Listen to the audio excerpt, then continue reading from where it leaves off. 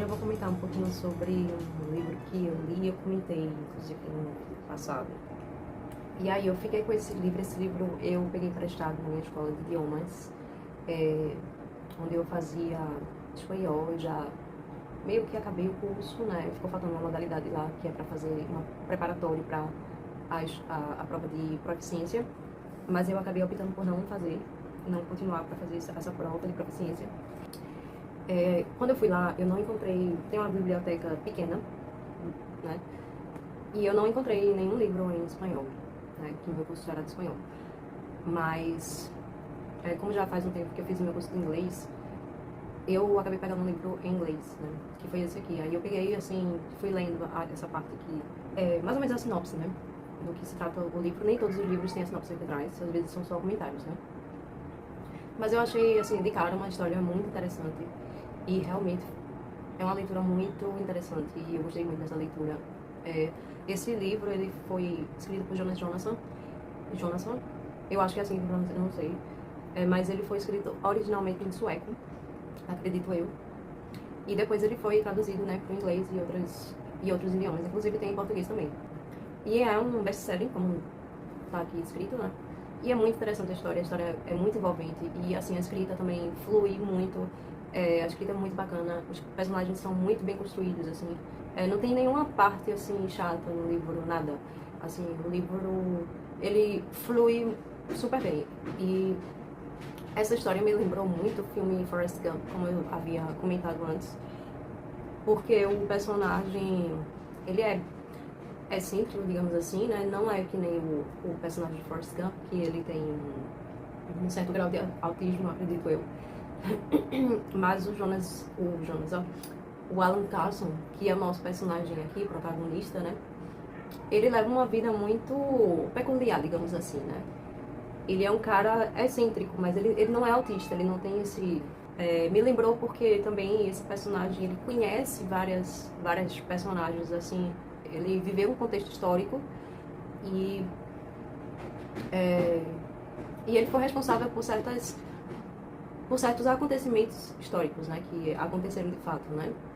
É claro que é uma ficção aqui, né, mas enfim, assim como Forrest Gump também é uma ficção, né, e você vê Forrest Gump sendo responsável ali por John Lennon compor o Imagine, por exemplo, a música, né. Enfim, o Alan Carson, no caso estamos tratando de um personagem, como diz o título, que é The 100-Year-Old Man Who Climbed Out of the Window and Disappeared. Tô pronunciando as coisas bem menos coisas, porque eu tenho o costume de atropelar as palavras, mesmo falando em português.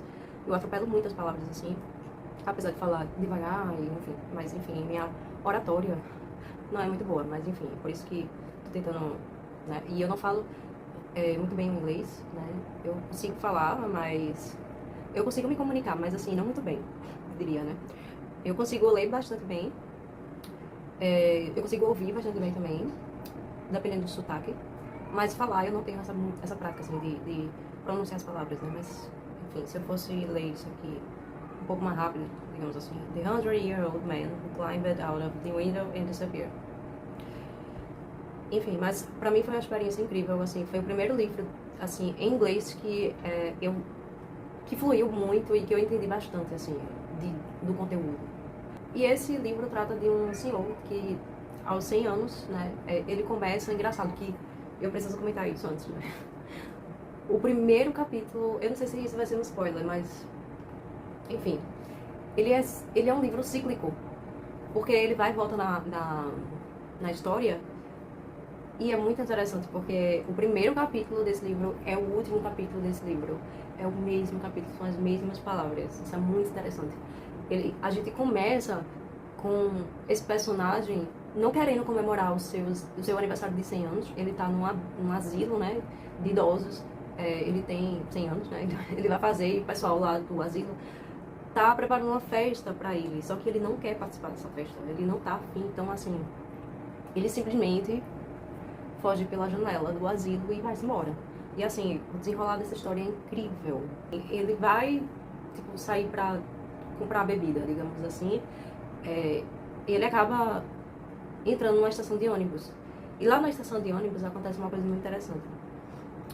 Um jovem, ele pegou alguma informação, assim, de uma pessoa que trabalhava lá sobre os ônibus, né? Então, ele ia pegar um ônibus específico, só que um jovem, né, sei lá, entre seus 30 anos, não sei, tava com uma mala e pediu pra ele segurar essa mala, tipo, ficar com essa mala enquanto ele ia no banheiro.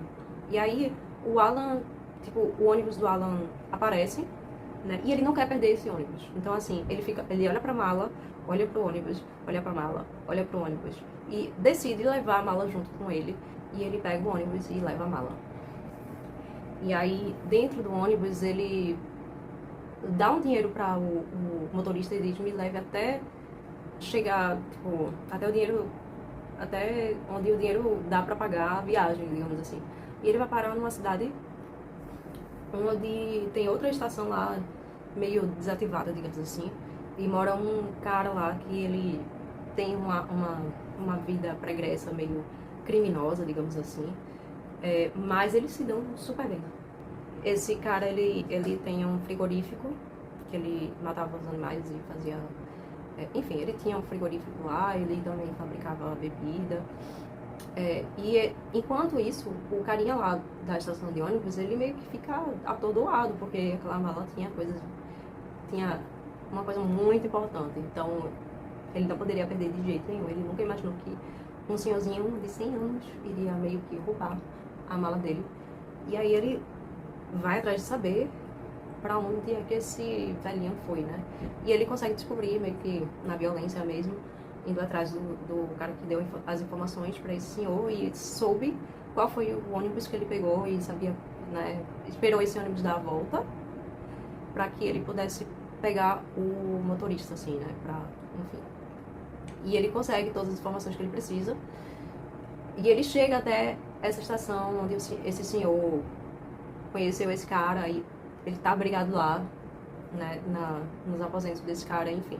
E ele vai atrás. E, enfim, a história vai se desenrolando. O Alan meio que foge com esse cara, depois pra outro lugar, eles conhecem outro cara e esse...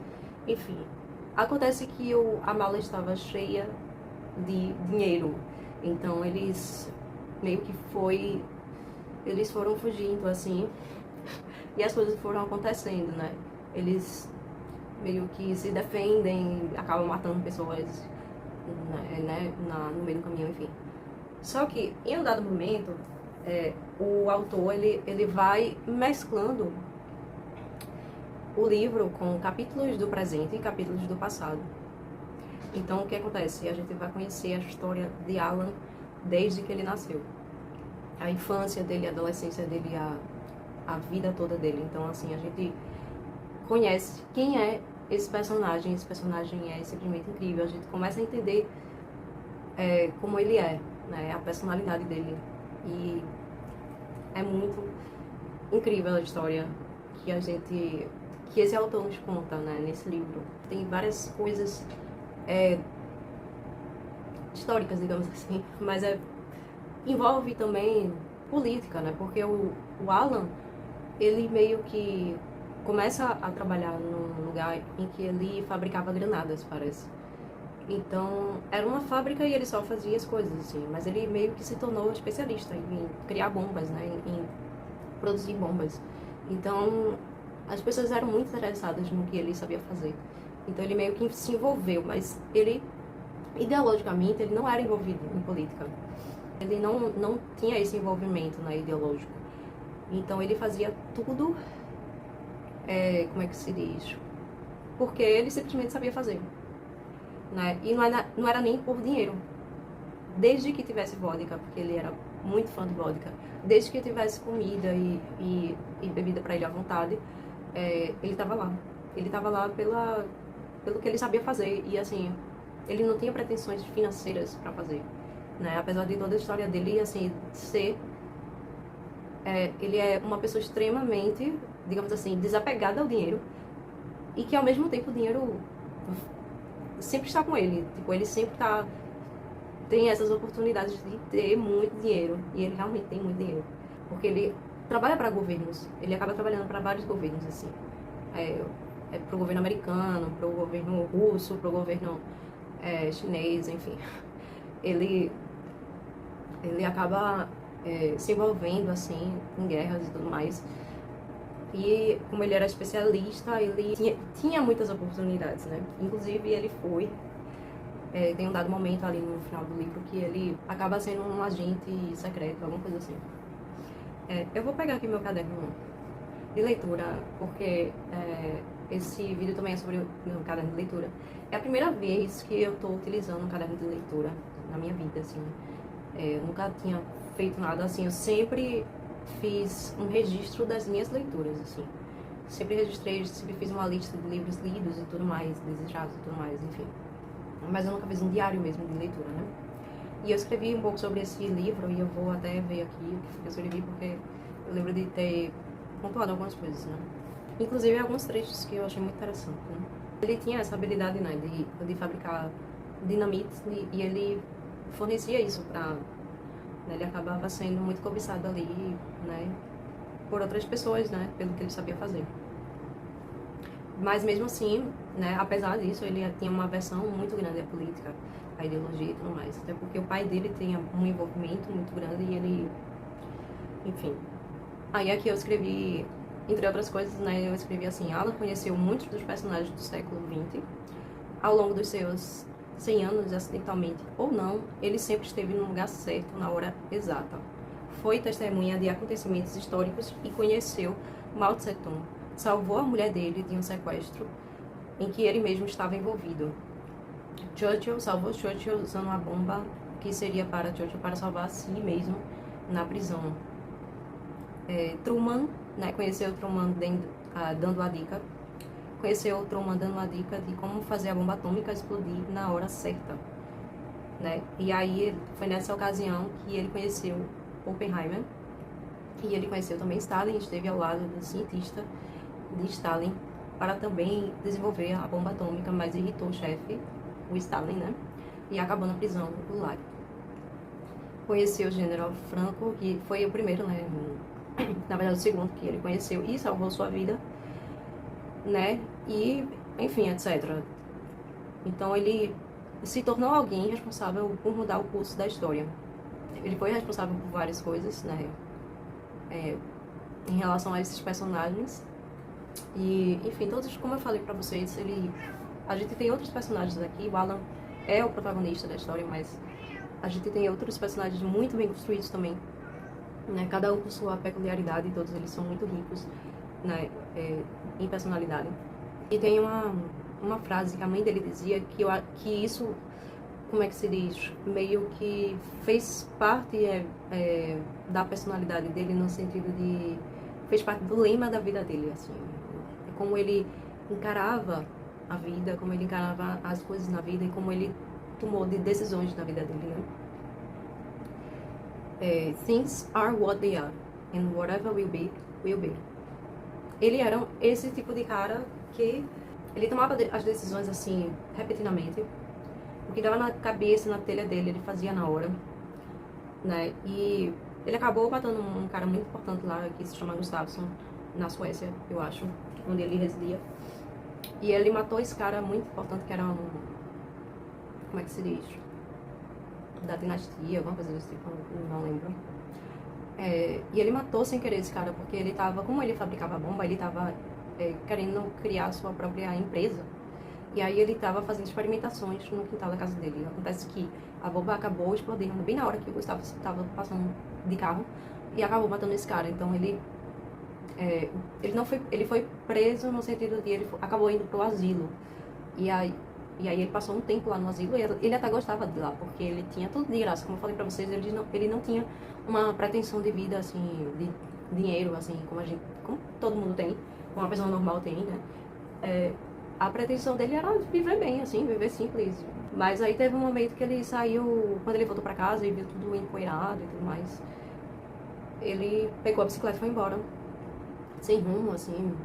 Ele simplesmente... E ele, antes dele sair, ele colocou bomba, né, na casa dele. Então, ele explodiu a casa dele. E foi embora com algumas coisas, assim, que cabia na bicicleta e foi embora. Aí acabou indo trabalhar em uma outra fábrica que também envolvia granada, né? Que também envolvia esse tipo de coisa para guerra.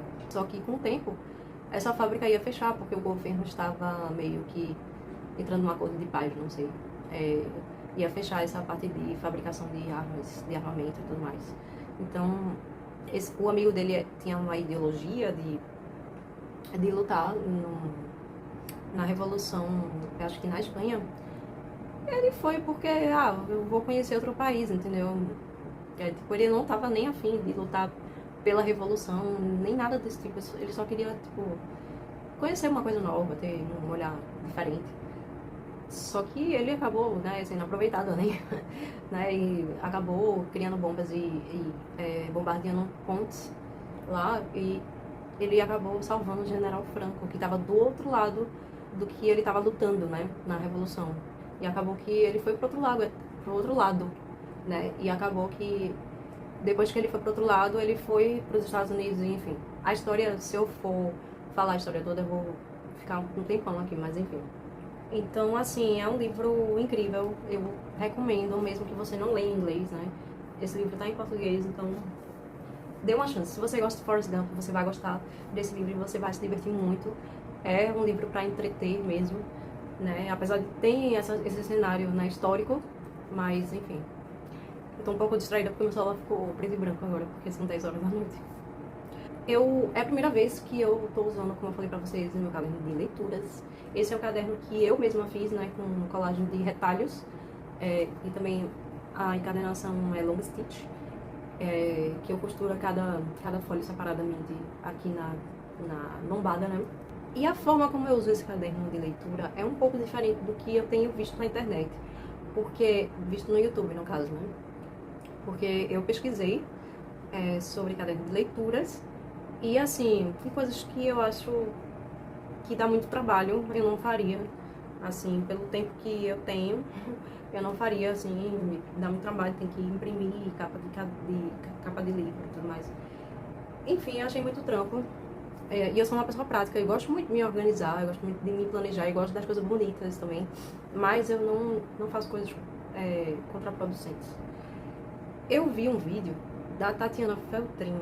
Eu vi esse vídeo de caderno de leitura dela e eu achei muito interessante. A dela eu achei interessante e acabei, assim, até colocando aqui algumas coisas que ela colocou no caderno de leitura dela, que eu acho que faz mais sentido do que eu tenho visto por aí, né? O que eu faço, né, no meu caderno de leitura? Eu coloco algumas citações que eu acho interessantes no livro que eu tô lendo, né? E coloco o número da página. Quando eu tô lendo um livro meu, eu sublinho a lápis as partes importantes, assim, as partes que me chamam a atenção. Não precisa ser importante nem nada. Eu sublinho a lápis e no caderno eu coloco só as mais importantes, digamos assim, as que eu acho que vale a pena, né? Porque tem partes que eu sublinho que é só uma parte da história pra eu me lembrar mesmo. Não é nem uma citação bonita, assim, digamos assim, né? É uma parte da história que eu vou querer relembrar quando eu for pegar esse livro só pra reler as partes sublinhadas, né? E assim, eu anoto algumas citações, eu coloco algumas citações e também escrevo sobre a leitura, né? A minha experiência com a leitura que eu tô tendo, né? E aí eu escrevo um pouco com as minhas palavras, sobre o livro. E é assim que eu tenho feito. Às vezes eu faço como é que se diz? Um diário mesmo, onde eu coloco a data e coloco o que eu li naquele tempo, naquele período de tempo. Ou então eu escrevo quando eu termino de ler o livro inteiro, né? Sobre o livro. Mas aí vai depender do livro, vai depender do livro também, né? Que eu tô lendo. Não serão todos que eu vou fazer isso. E aí, como é a minha primeira experiência com esse caderno de leitura, eu tô me deixando, assim, experimentar algumas coisas, né? E eu vou pegar pra mim algumas dicas que a Tatiana Feltrin fez num vídeo dela sobre o caderno de organização de leituras, né? Se você colocar isso no YouTube, você vai achar, da Tati Feltrin. Enfim, eu acho que isso é muito particular, né? Porque algumas pessoas têm objetivos em relação à literatura, às leituras, né? E algumas pessoas têm objetivos diferentes. Então, eu acho que isso é muito particular de cada um, muito subjetivo, e cada um que que faça a sua própria, né?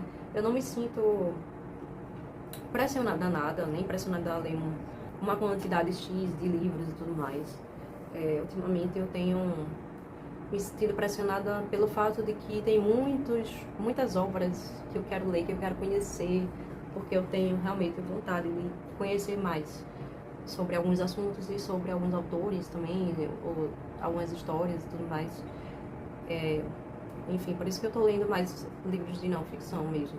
Eu sugiro, se você lê, né, com frequência, lê diariamente, tem o hábito da leitura, eu sugiro sim você ter um caderno de leitura, né, por mais que faz pouco tempo que eu tô fazendo, mas eu acho que vale super a pena, porque eu justamente comecei com um caderno de leitura porque eu não estava me lembrando de certas leituras que eu tinha feito, e isso me frustrava muito.